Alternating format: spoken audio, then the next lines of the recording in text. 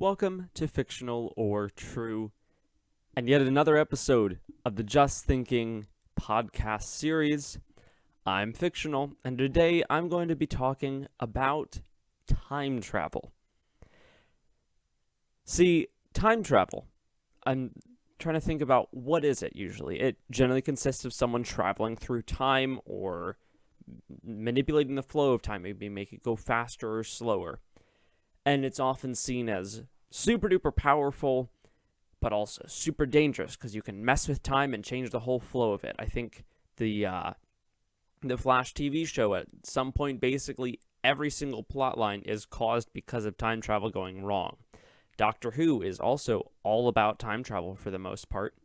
And some more examples are Back to the Future and the whole series of movies that comes from that. All of these focus on time travel and really the dangers of it. There's always this idea of the spectacle behind it, but then the immediate dangers, stuff like paradoxes and rewriting reality and all these sorts of things. And so today I'm going to talk about that, talk about my thoughts on how time travel could work, thoughts on how it works in like how science people think it might work, all that sort of stuff. So to start out, I want to go into the key idea of time travel as a concept. Most of the time it involves going back to revisit the past, because most people will want to use time travel to fix mistakes or see things they aren't sure about or remember things. And all these sorts of uses for time travel are where the paradoxes come in. So a time traveling paradox is where something happens that either removes the reason to time travel or creates the reason to time travel. And it almost creates a cyclical, loop, this paradox where the conditions for time traveling have changed. So an example, I'll start out with what's called the bootstrap paradox. So let's say, as an example, that you like to listen to Beethoven's music. You like to play Beethoven's music, and it's just so amazing to you that someday you decide, you know what, I know it's not possible. I live so far in the future, but I wish I could meet Beethoven. And so you make your dreams a reality because you invent time travel and you use your time machine to go back in time and meet Beethoven. You know what, you figure this is a momentous occasion. You might as well bring along all your sheet music that you have from all of Beethoven's greatest works, every work he's done for that matter, because you just think he's so great. And you take these to Beethoven so he can sign them for you. But then you find that you cannot find Beethoven. You go around to his family, his friends, everyone he should know according to historical record, and none of them know who Beethoven is. So then you have an idea. You realize, what is history if Beethoven doesn't exist? What happens to music when this man no longer exists? What happened to him? And so you decide that history needs Beethoven. And so you take all the sheet music and you copy it down and you publish it in Beethoven's name. And so Beethoven suddenly now exists through history, which gives you the motivation to time travel back in time to meet him. It's this idea of your time travel creates the condition by which you time travel. Now, if that all happened, then who actually composed Beethoven's symphonies? See, that is the key idea of why it's a paradox. Because what started the cyclical loop? What made you time travel in the first place? Where did Beethoven come from when you first heard about him to travel back and become him? That's the key idea of the bootstrap paradox, and I think a lot of time travel, especially time travel plots, focus on some sort of relatively easy to understand paradox. The most common one being the grandfather paradox. The key principle of the grandfather paradox is a man goes back in time, and when he does so, he meets his grandfather before he met his wife, which is the man's grandmother, and before his parent from that set of grandparents was born. And so when he goes back in time, he causes some sort of mishap that results in the death of his grandfather. all because he time traveled back in time. Some sources say it was an accident, others will use the example as it was an intentional killing of his grandfather for some reason. But then the result of the grandfather paradox is that the man's father or his mother, they were not born, which means he was not born. So no one could have time traveled back to kill the man's grandfather. And if that's the case, the grandfather lives and has this kid, and the kid has grows up and becomes the parent of the man, and the man goes back and kills the grandfather through time travel. And it's a constant loop. But at the end of the loop, it stops existing. It's like the timeline just cannot exist. It's almost as if it is constantly unresolved and has to loop to try to exist. That is what I would say the most common time travel plot, or at least a variation of the paradox. So, spoilers for Back to the Future, a very old movie-ish. I'm young, so it's old to me.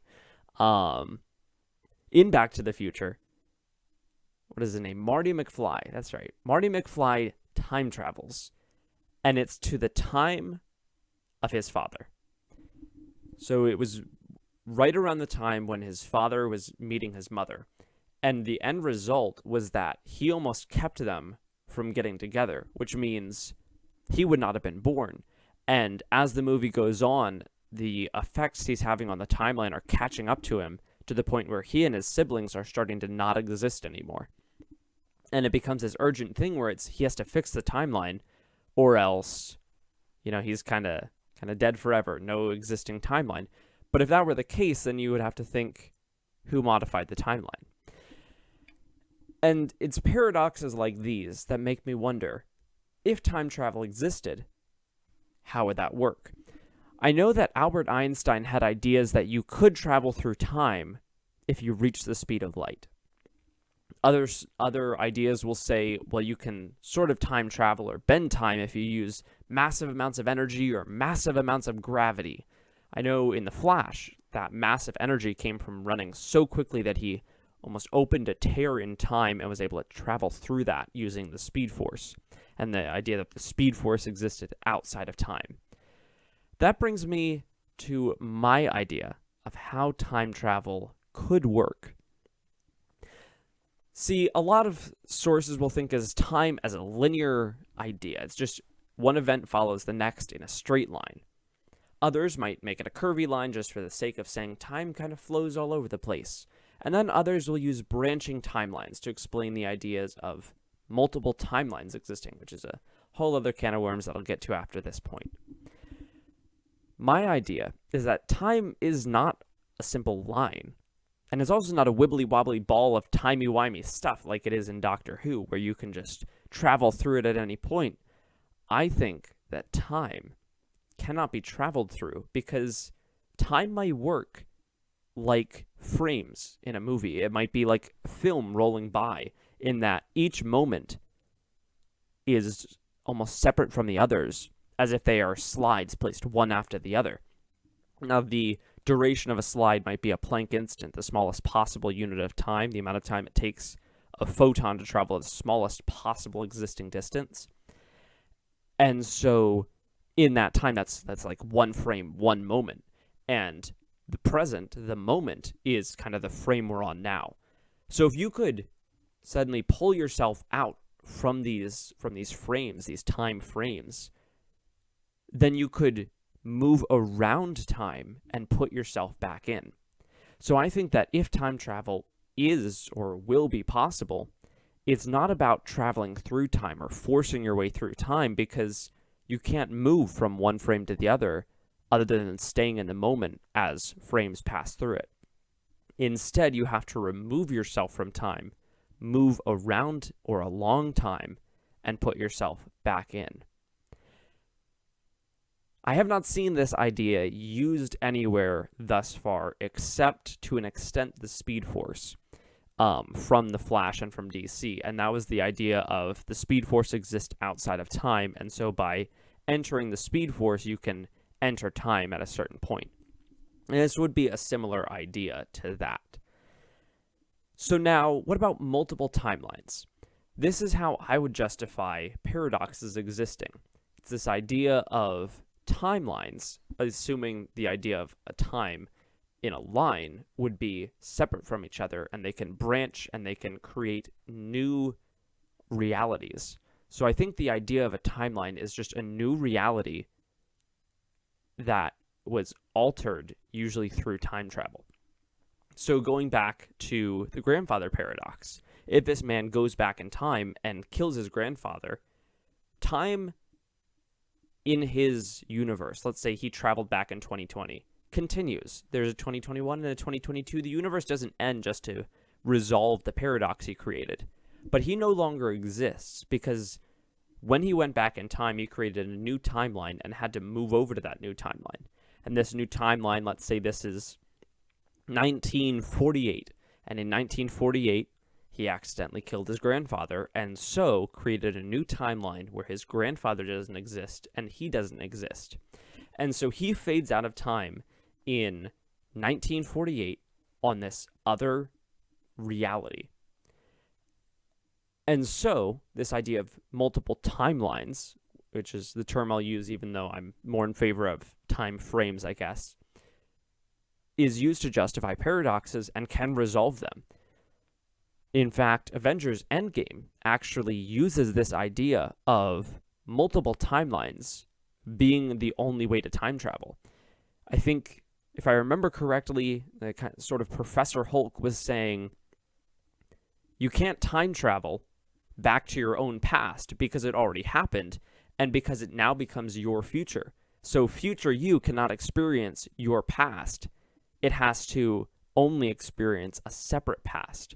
And so if it changes events, it's not changing that you's past, it's changing the present and the future. And so they kind of hand-wave that away as saying, we can't change the past, but we can use the past to help change our future. And so that's one take on timelines. I think Doctor Who at one point did have the idea of timelines. I haven't watched classic Doctor Who yet, but I have watched the new Doctor Who, and in it there are I remember two plot lines. The first was early on when I believe David Tennant's Doctor, so the 10th Doctor, was traveling with Rose, and they had to deal with sort of the Earth 2, the second universe that was almost like a separate dimension. And then the second time was, what was it? It was the episode where they went to a different, like almost like a pocket dimension, and the TARDIS was put inside the body of a woman, and some sort of, I guess, time space being that created the pocket dimension had tried to steal the TARDIS to escape its almost a prison. And I believe that the idea with that was there were multiple timelines, and the Time Lords were what kind of kept them in check and kept them in order and allowed for travel between them. But after the Time Lord race died off, there was no one to take care of that anymore. And so the multiple timelines remained separate. So going along that whole idea of the timeline, I would say that paradoxes are always resolved by the creation of a separate reality, and that time cannot be traveled through, has to be traveled around. Now, what is my thought process on time travel as a mechanic? Half the time I don't like it. So when we look at examples of time travel, I'll start with Back to the Future. Because it's a movie, we know they have to kind of win in the end. They have to reach their goal, especially because there's sequels now viewing it after it's come out many years in the past. And because of that, we know Marty McFly is going to succeed at some point, but we have to suffer through as we watch him nearly fade out of reality. And an example with The Flash is that as he goes and time travels, there are times where he loses his super speed, and now we have to watch as it's like, well, now he's powerless, but we know he's going to get it back because he's a superhero and he has to, and the show must go on and all that. Even Doctor Who has that to an extent where anytime time has been changed, we know the story will continue. The only time it almost didn't and this is something I wish Doctor Who would pull from a little bit more, was one of the earliest episodes in New Doctor Who, which started in 2005, which was when Rose, spoiler, tried to save her dad from dying in the past. And she was trying to mess with time, and this almost destroyed their timeline. But the Ninth Doctor was able to pretty much stop it. And so when that happened, it was almost this moment of, will the timeline just get entirely destroyed? Or is there, like, will they somehow die off? Will they have to find some other way out? Will they be trapped here forever in a collapsing universe? And it really had this sense of stakes where everything else kind of loses that over time. And even though you knew the show was going to keep going, you didn't really know where it was going to go from there. Season 2 of The Flash almost handled this well, using the time wraiths, these kind of ghosts that inhabited the Speed Force and were basically there to condemn and punish any speedsters who time traveled and messed with time. But then Season 3 came along, and we had the Black Flash. And Season 2 of Legends of Tomorrow came along, also using the Black Flash. But unfortunately, nothing happened with that. After that, there was no need to deal with the Black Flash. It was almost like they were written out of the show. And so now there was nothing to stop people from just time traveling all over the place. And it was at that point where the time travel lost stakes. And I think that's a big part of time travel, is when you're using it, it needs to be impactful. So I'm trying to think of good examples here, because I've suddenly lost my train of thought and lost things to talk about, but I know there's more to say about it. So I'm going to keep going and see where I end up. I think that my least favorite time traveling mechanic is when someone time travels from the future to the past, and when they do that, they lose superpowers. So my two examples of this are The Flash and Spider-Man. There is a comic issue of Spider-Man where he and Silk time travel back in time to make sure that they are both bitten by the spider that gives them superpowers.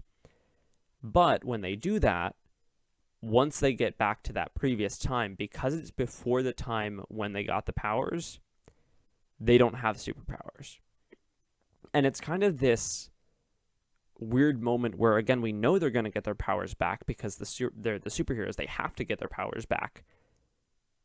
But we just kind of have to sit there and watch as they agonizingly try to get their powers back and fail at multiple turns. But then it's also this almost sense of powerless and like not the character that we know and want to watch.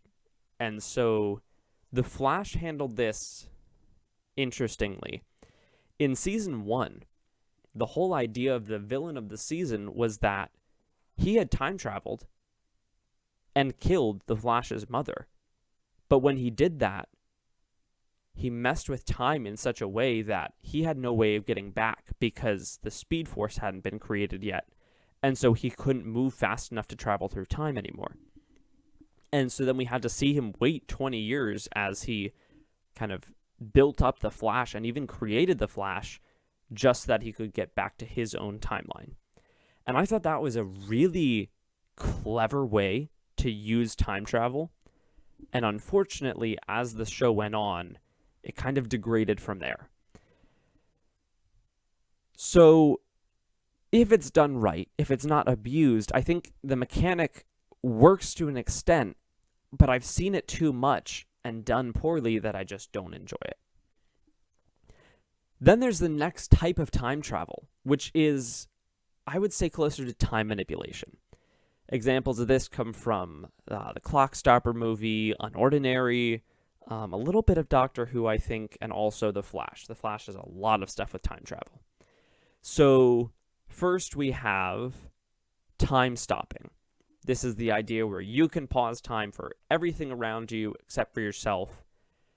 Usually when this happens, people don't think about the fact that if you stopped time, light would stop as well.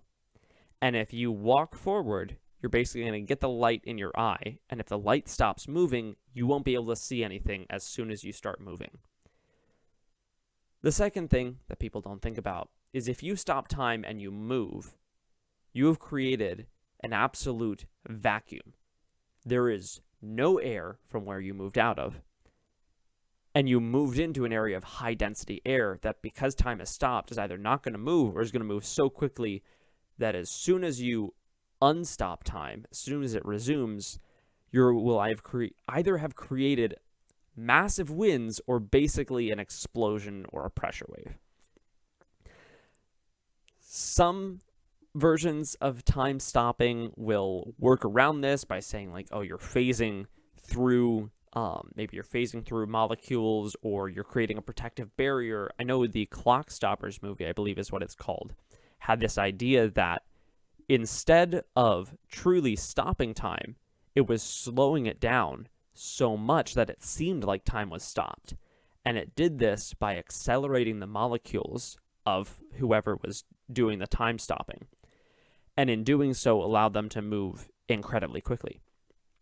We see at one point, spoiler for the movie entirely, that a character who is in sped up time, so sort of in the stopped time space, I can't think of what to call it. Once they've already stopped time once, using a watch that basically slowed it down, they used a second watch and slowed down so much that they were able to pass through a wall and escape because the molecules were moving so fast. I think this is another idea of time manipulation powers, is that if you manipulate time properly, you become unstoppable, because you could rewind time. In the case of Unordinary, Serafina is able to rewind time and heal any damage she takes. At the same time, she can move so quickly that, actually using the kind of the pitfall of time stopping that I had mentioned earlier, deal massive amounts of damage because she's moving so incredibly fast. So those are time stopping. What about time slowing or fast forwarding? I have no thoughts on those. I think that they can be interesting when executed well. Doctor Strange actually had an interesting moment of time reversing, and that also involved stopping and slowing of time, because we saw things moving at high speeds being slowed down or moved faster, which was really neat to see, and it was fun to see how characters moving forward had to interact with objects moving backwards faster than they would have normally moved. And so that was a very fun mechanic to see, but again, I don't want it to see it become overused, because I feel time travel and time manipulation powers are very high up on power spectrums. Like, if you have a power scaling, any ability involving time manipulation is going to be high on that list. And so when its mechanics are overused, if you just use the same idea over and over again, then it gets boring.